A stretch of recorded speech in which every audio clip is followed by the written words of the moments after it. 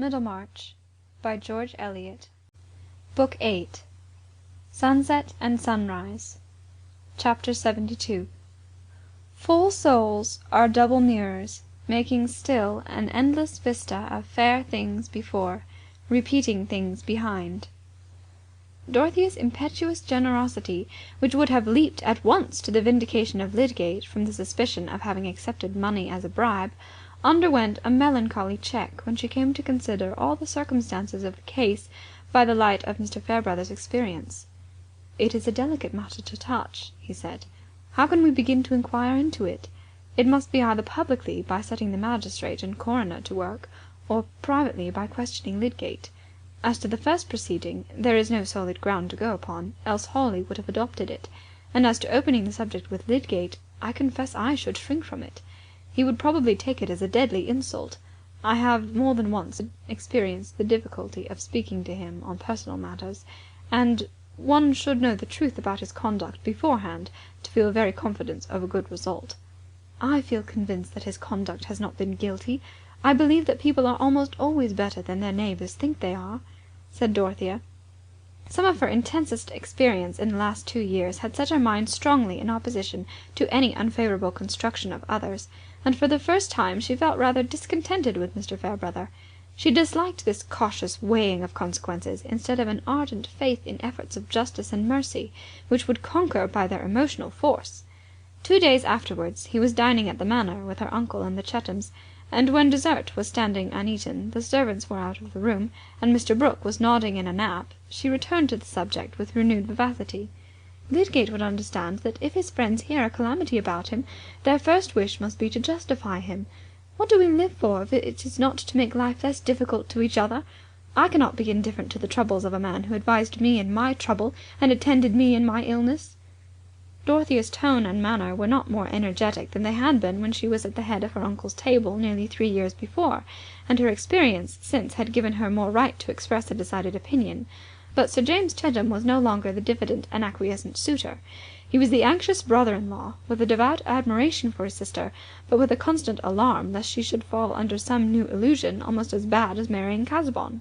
He smiled much less when he said "exactly." It was more often an introduction to a dissident opinion than in those submissive bachelor days, and Dorothea found to her surprise that she had to resolve not to be afraid of him, all the more because he was really her best friend. He disagreed with her now. "But, Dorothea," he said remonstrantly, "you can't undertake to manage a man's life for him in that way. Lydgate must know, at least he will soon come to know, how he stands. If he can clear himself, he will. He must act for himself." "I think his friends must wait till they find an opportunity," added Mr. Fairbrother. "It is possible. I have often felt so much weakness in myself that I can conceive even a man of honourable disposition, such as I have always believed Lydgate to be, succumbing to such a temptation as that of accepting money which was offered more or less indirectly as a bribe to ensure his silence about scandalous facts long gone by. I say I can conceive this, if he were under the pressure of hard circumstances, if he had been harassed, as I feel sure Lydgate has been. I would not believe anything worse of him, except under stringent proof, but there is the terrible nemesis following on some errors, that it is always possible for those who like it to interpret them into a crime. There is no proof in favour of the man outside his own consciousness and assertion." "Oh, how cruel!" said Dorothea, clasping her hands. "And would you not like to be the one person who believed in that man's innocence, if the rest of the world belied him? Besides, there is a man's character beforehand to speak for him." "But, my dear Mrs. Casaubon," said Mr. Fairbrother, smiling gently at her ardour, "character is not cut in marble. It is not something solid and unalterable. It is something living and changing, and may become diseased, as our bodies do." "Then it may be rescued and healed," said Dorothea. "I should not be afraid of asking Mr. Lydgate to tell me the truth, that I might help him. Why should I be afraid? Now that I am not to have the land, James, I might do as Mr. Bulstrode proposed, and take his place in providing for the hospital. And I have to consult Mr. Lydgate to know thoroughly what are the prospects of doing good by keeping up the present plans. There is the best opportunity in the world for me to ask for his confidence, and he would be able to tell me things which might make all the circumstances clear. Then we would all stand by him and bring him out of his trouble. People glorify all sorts of bravery, except the bravery they might show on behalf of their nearest neighbours." Dorothea's eyes had a moist brightness in them, and the changed tones of her voice roused her uncle, who began to listen. It is true that a woman may venture on some efforts of sympathy which would hardly succeed if we men undertook them," said Mr. Fairbrother, almost converted by Dorothea's ardour. "Surely a woman is bound to be cautious and listen to those who know the world better than she does," said Sir James with his little frown. "Whatever you do in the end, Dorothea, you should really keep back at present, and not volunteer any meddling with this Bulstrode business. We don't know yet what may turn up. You must agree with me," he ended, looking at Mr. Fairbrother. "I do think it would be better to wait," said the latter. "Yes, yes, my dear," said Mr. Brooke, not quite knowing at what point the discussion had arrived, but coming up to it with a contribution which was generally appropriate. "It is easy to go too far, you know. You must not let your ideas run away with you. And as to being in a hurry to put your money into schemes, it won't do, you know. Garth has drawn me in uncommonly with repairs and draining, that sort of thing. I'm uncommonly out of pocket with one thing or another.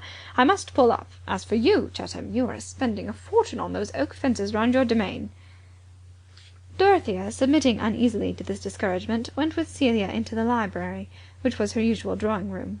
"Now, Dodo, do listen to what James says," said Celia, "else you will be getting into a scrape.